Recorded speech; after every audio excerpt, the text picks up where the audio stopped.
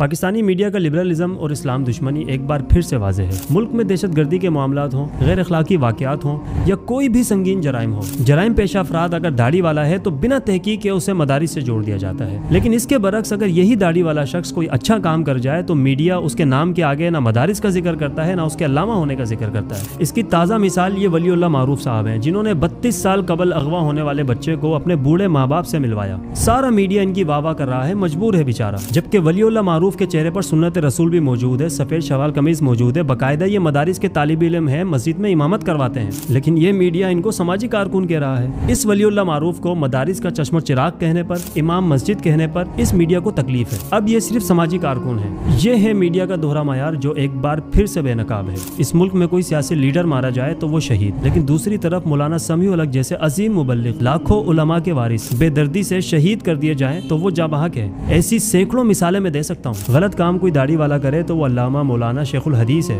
और अच्छा काम कोई मदरसे का तालिब इल्म करे तो वो समाजी कारकुन। मुनाफकत की भी हद है। और आखिर में हमारा मुतालबा है कि यमन से फिलिपाइन तक, अफगानिस्तान से बांग्लादेश तक सैकड़ों बेगुनाह लोगों को अपने प्यारों से मिलाने वाला ये अजीम इमाम मस्जिद वलीउल्लाह मारूफ को हुकूमत अवार्ड से नवाजे। इस मुल्क में जहाँ मेविश हयाज जैसी को अवार्ड मिल सकता है तो वहाँ इस अजीम इंसान को क्यों नहीं मिल सकता।